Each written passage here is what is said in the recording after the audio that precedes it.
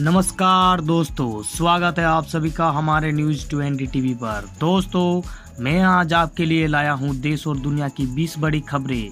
तो आपको एक एक करके सभी खबरें विस्तार से बताई जाएगी, तो वीडियो को अंत तक देखना ना भूले दोस्तों।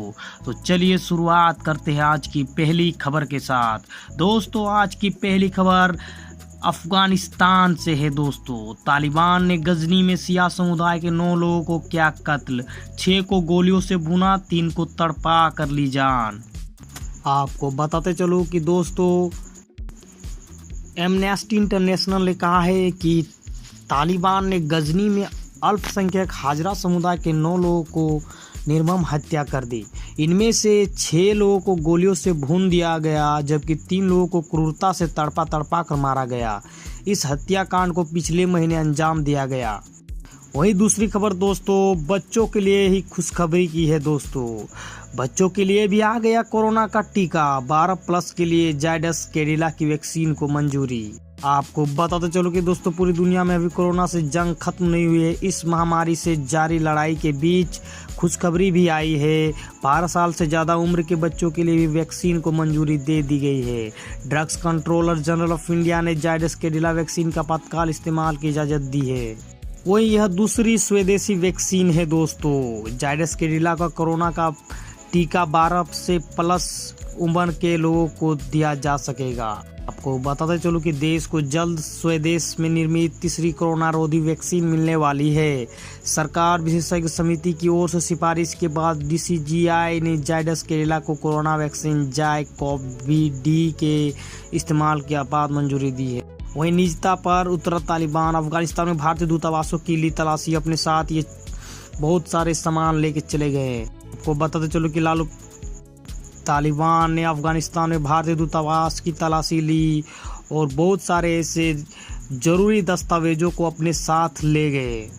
वहीं दोस्तों, विपक्ष की मोर्चाबंदी। सोनिया गांधी के वर्चुअल मीटिंग में जुटा 18 विपक्षी दल। ममता ने बीजेपी के खिलाफ कोर ग्रुप बनाने का सुझाव दिया। आपको बताते चलो कि कांग्रेस अध्यक्ष सोनिया गांधी ने शुक्रवार को 18 विपक्षी दलों के नेताओं के साथ वर्चुअल बैठक की। इसमें 2024 में लोकसभा चुनाव की तैयारी और बीजेपी के खिलाफ एकजुटता पर बात हुई। बैठक के दौरान पश्चिम बंगाल के मुख्यमंत्री ममता बनर्जी ने बीजेपी के खिलाफ एक कोर ग्रुप बनाने का सुझाव दिया। ओवैसी के बोल पर केंद्रीय मंत्री का पलटवार। बोले, पहले अपने देश संभाल ले, चले जाओ अफगानिस्तान। आपको बता दूं कि अफगानिस्तान मुद्दे पर असदुद्दीन ओवैसी के बयान के बाद केंद्रीय मंत्री शोभा करंदलाजे का बयान आया है। उन्होंने कहा कि ओवैसी को अफगानिस्तान भेज देना चाहिए, वह वहां जाकर अपनी महिला और अपने समुदाय की देखभाल करे। बंगाल हिंसा की जांच में एक्टिव हुई CBI DGP ने मांगी मर्डर और रेप के मामलों की जानकारी। आपको बताते चलो कि पश्चिम बंगाल में चुनाव के बाद हुई हिंसा के मामलों को लेकर CBI एक्टिव हो गई है। केंद्रीय जांच एजेंसी ने बंगाल चुनाव के बाद हुए रेप और मर्डर केसों की जानकारी राज्य के DGP से मांगी है। पूरे मामले की जानकारी रखने वाले सूत्रों ने बताया कि CBI ने DGP से हत्या के प्रयास और रेप के दर्ज मामलों की जानकारी मांगी। इसके तहत एजेंसी ने पोस्टमार्टम रिपोर्ट्स, घटनाओं के सीक्वेंस की जानकारी, संदिग्धों का गवाहों के बयान आदि भी मांगे हैं। वही दोस्तों, आतंकवाद के खिलाफ दोहरा रवैया नहीं चलेगा, S जयशंकर ने कहा। आपको बताते चलो कि संयुक्त राष्ट्र सुरक्षा परिषद की उच्च स्तरीय बैठक में भारत ने 2 टूक कहा है कि आतंकवाद किसी भी रूप में इसका दोहरा चरित्र बर्दाश्त नहीं किया जा सकता है। UNSC में विदेश मंत्री S जयशंकर ने आतंकवादी गतिविधियों द्वारा अंतर्राष्ट्रीय शांति और सुरक्षा के लिए खतरों के विषय पर बोलते हुए कहा कि कुछ देश ऐसे हैं जो आतंकवाद के खिलाफ काम करने के सामूहिक प्रयास को कमजोर कर रहे हैं। वहीं दोस्तों, जिस पोस्ट के लिए ट्विटर ने लॉक किया था राहुल गांधी का अकाउंट, अब फेसबुक, इंस्टाग्राम ने भी उसे कर दिया ब्लॉक।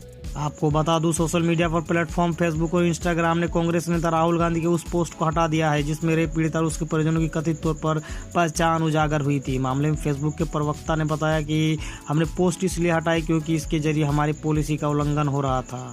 वहीं देर रात लखनऊ में अमित शाह के घर पहुंचे CM योगी। 1 महीने में तीसरी मुलाकात। अटकलों का बाजार गर्म। आपको बताते चलो कि उत्तर प्रदेश में आगामी विधानसभा चुनाव से पहले सियासी चहलकदमी का सिलसिला तेज हो चला है। गुरुवार को देर रात प्रदेश के मुख्यमंत्री योगी आदित्यनाथ राष्ट्रीय राजधानी दिल्ली पहुंचे और पार्टी अध्यक्ष JP नड्डा और केंद्रीय मंत्री अमित शाह से मुलाकात की। यह पिछले 1 महीने में उसकी तीसरी बैठक है। इस बैठक में CM योगी के साथ स्वतंत्र देव सिंह और सुनील बंसल भी शामिल थे। वहीं ज्योतिरादित्य सिंधिया की जन आशीर्वाद यात्रा में भगवा रंग में रंगा घोड़ा, दर्ज हुआ मामला।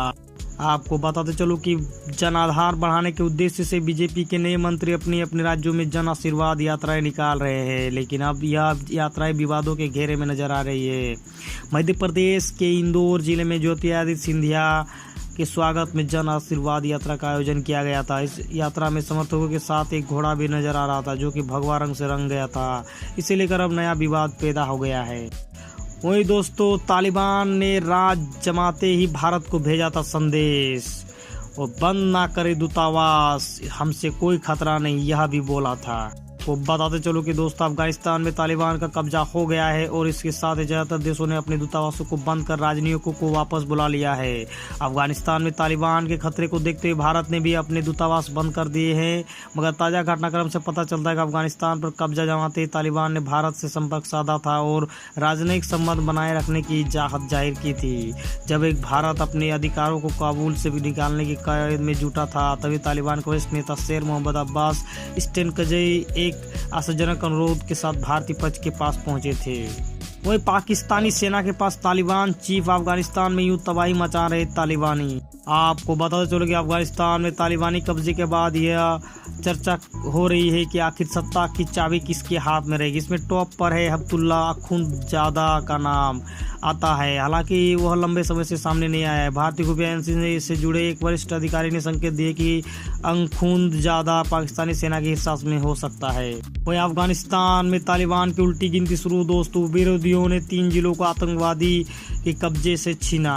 को बता दूं कि तालिबान को लेकर चीन अपने रवैये पर अपने ही घर में घेरा जा रहा है। चीन की मीडिया और कूटनीतिज्ञों द्वारा इस कट्टरपंथी समूह की अच्छी छवि पेश करने की कोशिश सफल रही है, क्योंकि महिलाओं के शोषण और हिंसा करते तालिबान के इतिहास को जानने वालों की कमी नहीं है। ये अमेरिकी प्लेन से गिरकर हुई थी मौत। जिस शख्स की मौत, वो निकला बड़ा फुटबॉल खिलाड़ी। आपको बता दो, अफगानिस्तान में तालिबान की दहशत के लिए बीच इस कदर हावी है कि लोग इस तरह देश छोड़ने के लिए जल्दी में है। काबुल एयरपोर्ट से 16 अगस्त को उड़ान भरने वाले एक विमान में जब जगह नहीं मिली तो 3 लोग टायर पकड़ ही लटक गए थे, लेकिन वे फ्लाइट से गिर गए और उनकी मौत हो गई।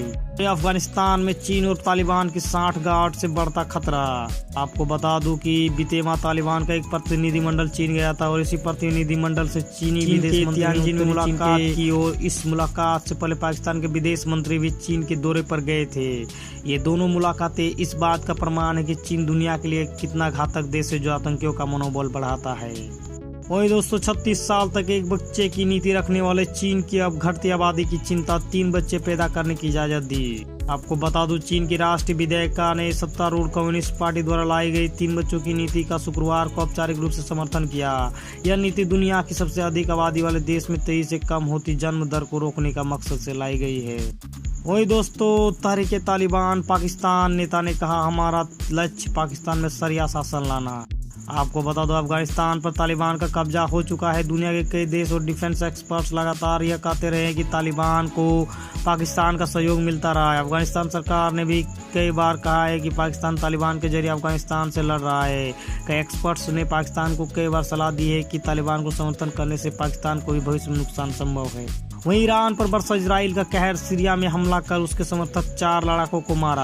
आपको बता दो, इजराइल द्वारा सीरिया पर किए गए हवाई हमले में ईरान समर्थक 4 लड़ाकों की मौत हो गई। ये ईरान समर्थक लड़ाके दमिश्क इलाके से ताल्लुक रखते हैं। सीरिया के सरकारी मीडिया के मुताबिक राजधानी दमिश्क पर कुछ लोगों को टारगेट बनाया गया है।